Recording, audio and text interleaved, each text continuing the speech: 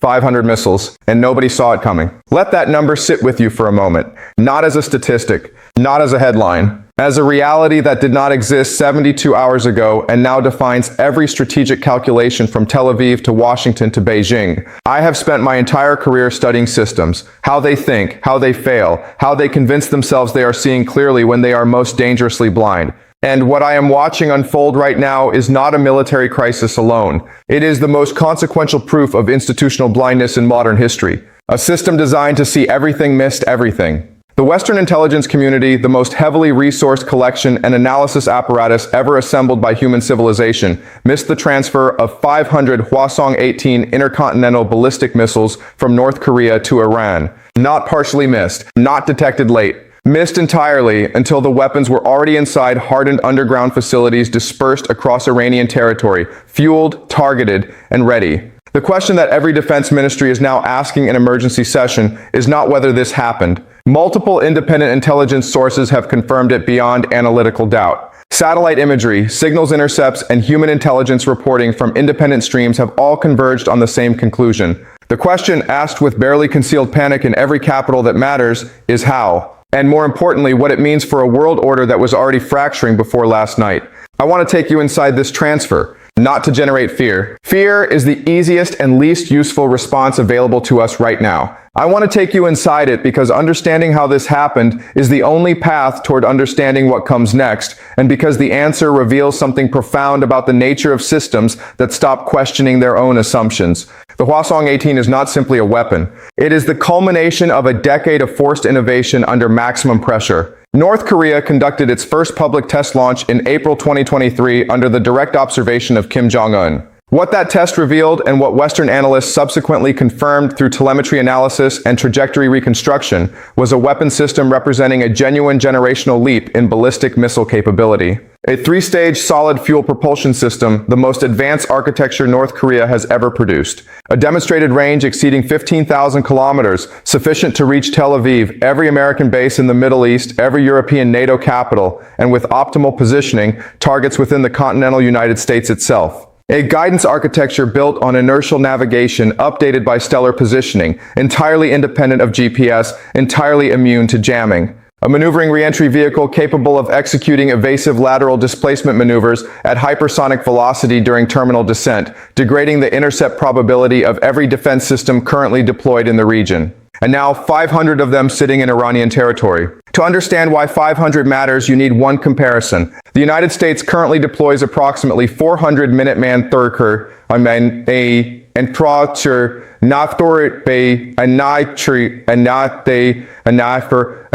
ICBMs in its entire land-based nuclear deterrent force. Iran has just received more intercontinental ballistic missiles than America's complete ground-based strategic nuclear delivery inventory, whose fixed silo locations have been known, mapped, and targeted by Russian and Chinese war planners for decades. These Hwasong-18 platforms are road mobile. They move. They hide.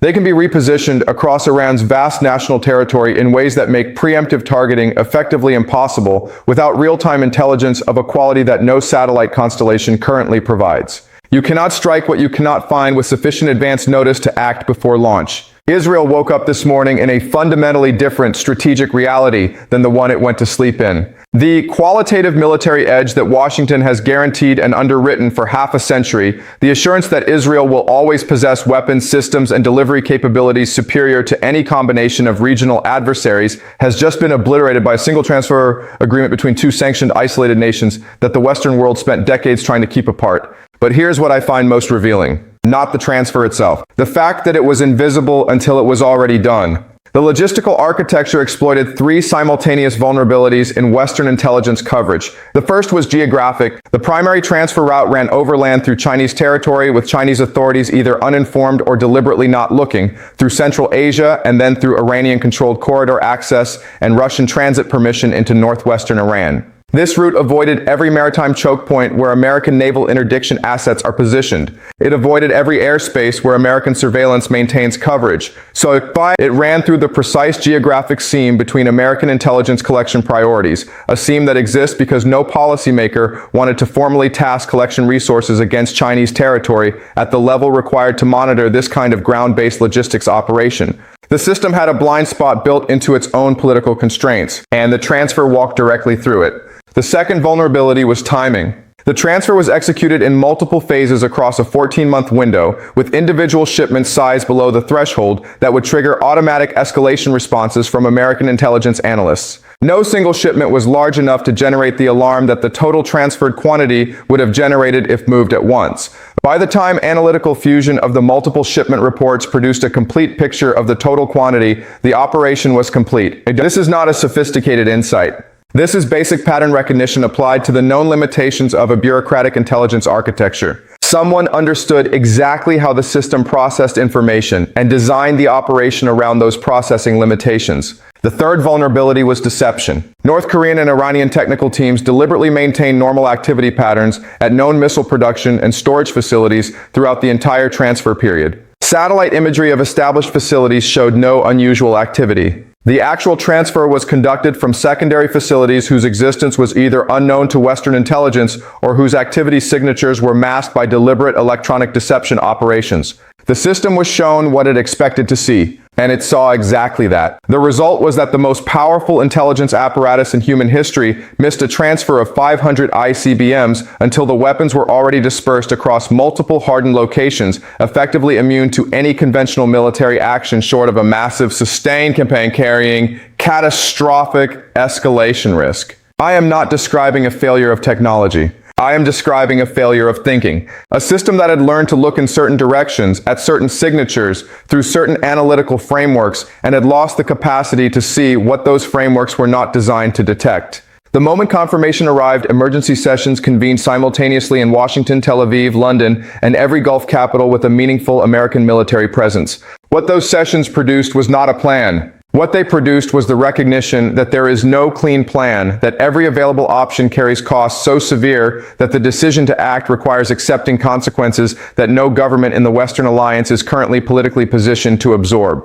Let me walk through the options matrix honestly, because the paralysis in Washington right now is not weakness. It is the rational response to a genuine strategic dilemma with no clean exit. Option 1, military strike against Iranian ICBM facilities. The appeal is intuitive. Strike the capability before it is used. Remove the threat through decisive preemptive action. This is the logic that has driven American and Israeli doctrine for decades. The problem is the word facilities, plural and dispersed. 500 road mobile launchers are not concentrated in identifiable fixed sites that can be targeted by a finite strike package. They are dispersed across Iranian territory at locations that change continuously. A strike campaign capable of achieving meaningful degradation of a 500-unit road mobile ICBM force would need to be massive in scale, hundreds of sorties over days or weeks, and would require targeting the entire Iranian military, logistics, and communications infrastructure simultaneously to prevent dispersal during the campaign. That is not a precision operation. That is a war. A war against a nation with demonstrated capability to close the Strait of Hormuz, activate Hezbollah and Houthi networks simultaneously, strike American bases across the region with its existing missile arsenal, and now potentially respond with the very ICBM force being targeted.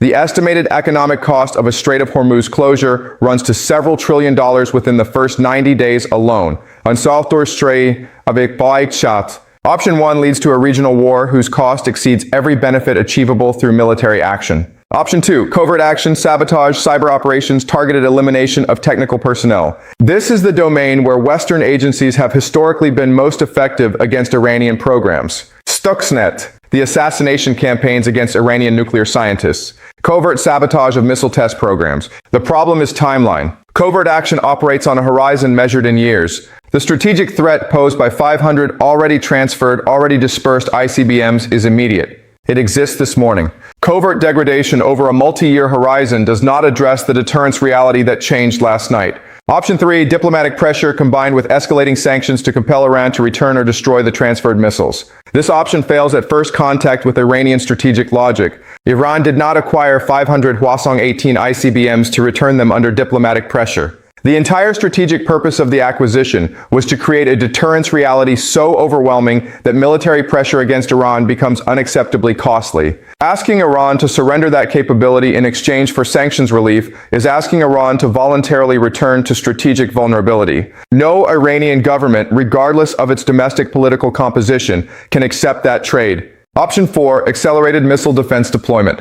Additional THAAD batteries, SM-3 interceptors aboard Aegis destroyers, next-generation intercept capabilities. This is the most politically palatable option in Washington because it appears decisive without requiring a choice between war and acquiescence. If I were green. The fundamental problem is mathematics. 500 ICBMs. The United States currently has enough THAAD interceptors deployed globally to engage a fraction of a 500 missile salvo. Building additional capacity at the required speed would take years and tens of billions of dollars. And even a theoretically perfect intercept architecture creates a cost asymmetry that permanently favors Iran. Each THAAD interceptor costs approximately $10 million. Each Hwasong-18 produced at North Korean manufacturing efficiency and transferred at strategic partnership pricing costs a fraction of that. Iran can sustain a salvo exchange indefinitely. America's interceptor stockpile cannot. Option 5, direct negotiation, trading security guarantees and sanctions relief for a commitment not to deploy the transferred missiles offensively. This is the option that no one in the official Washington policy space will acknowledge publicly, but that every serious strategic analyst recognizes as the only path that avoids catastrophe. Its problem is political. No American administration can walk into a negotiation with Iran and accept the premise that Iran has achieved a deterrence position that must be respected rather than reversed. The domestic political cost of that acknowledgement, the appearance of capitulation to a sanctioned adversary, is a cost that American political culture has not yet developed the framework to absorb. Washington's paralysis is therefore not a failure of competence. It is the product of a strategic situation in which every available option leads to outcomes that are either militarily catastrophic, strategically futile, or politically impossible. The administration is buying time, signaling resolve through visible military movements that carry no decisive operational intent, and hoping the situation evolves in a direction that creates new choices. Hope is not a strategy, but it is what Washington currently has. In the innermost spaces of Israeli strategic planning, there has always existed a concept known as the Samson option, the implicit guarantee that no combination of adversaries could eliminate Israel without facing nuclear annihilation in return. The name references the biblical figure who, facing certain death at the hands of his enemies, pulled down the pillars of the temple, destroying himself along with everyone around him. For decades, this option has functioned as the ultimate backstop of Israeli deterrence, a stabilizing force in the regional environment even if never explicitly stated.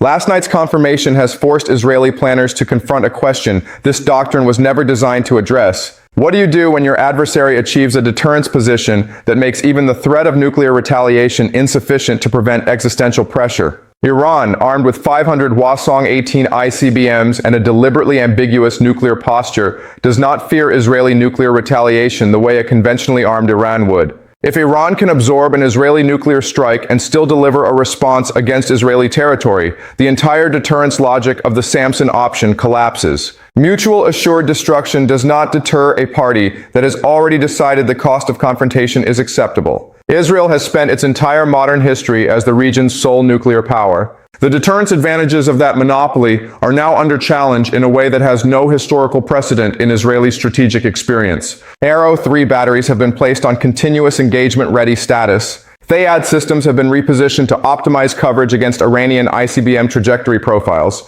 Underground command facilities have been fully activated. The nuclear submarine force, Israel's second strike capability and the ultimate guarantor of the Samson option, has been dispersed to patrol positions across the Mediterranean and Red Sea. These measures represent maximum operational readiness. They do not represent a solution. They represent the posture of a state that understands it is facing an existential strategic challenge and has no immediate answer to it.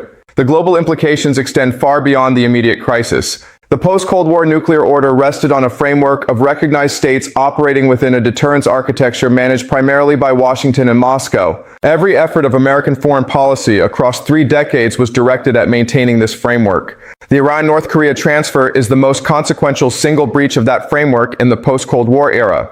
The American-led non-proliferation architecture, the sanctions, the export controls, the intelligence operations, the diplomatic pressure has been visibly defeated, not challenged, defeated. Every state that has been weighing the costs and benefits of pursuing advanced weapons capabilities in defiance of American pressure is now updating its assessment. The transfer demonstrates that the cost side of that equation, the isolation, the pressure, can be absorbed and eventually converted into strategic advantage. Last night, that logic became operational reality. Russia observes with a satisfaction it does not bother to fully conceal. Every percentage point of American strategic attention consumed by this crisis is a percentage point not applied to Ukraine, not applied to NATO's eastern flank, not applied to Pacific deterrence. China watches Washington's response as a calibration exercise for its own Taiwan calculations. If Washington cannot act decisively when facing the transfer of 500 ICBMs to an adversarial state, what does that imply about its willingness to act over Taiwan, a conflict that carries even greater potential for direct great power confrontation? Chinese analysts are drawing conclusions from Washington's response right now. Those conclusions will shape Chinese decision-making in the Pacific for years. The Gulf monarchies, confronting visible evidence that American guarantees have limits, are accelerating accommodation with the most powerful regional actor. Iran, armed with 500 Hwasong-18 ICBMs, is unambiguously that actor. Here's what I want you to understand, because this is where my years of studying systems converge with what I am watching in real time. Isolation forced innovation. Sanctions forced self-reliance.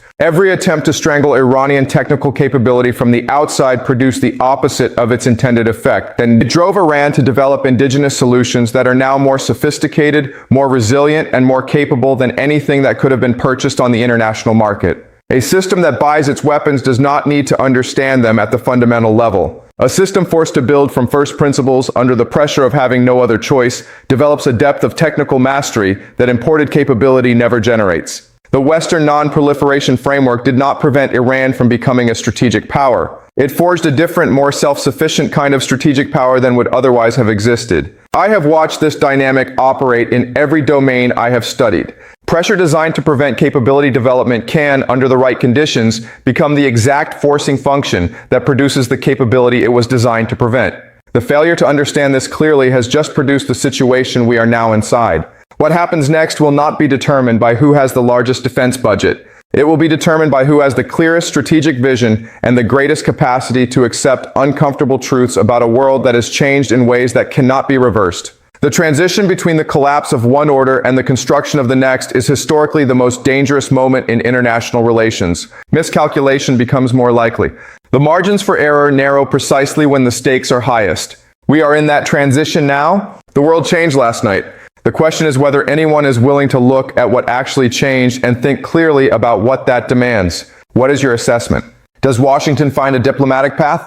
Does Israel act despite the cost? Leave your analysis in the comments. Share this with everyone serious about understanding what is actually happening. Subscribe, because in a world this dangerous, analysis that cuts through the noise is not optional. It is necessary. Stay sharp, stay questioning, and never stop asking the questions the system was not designed to answer.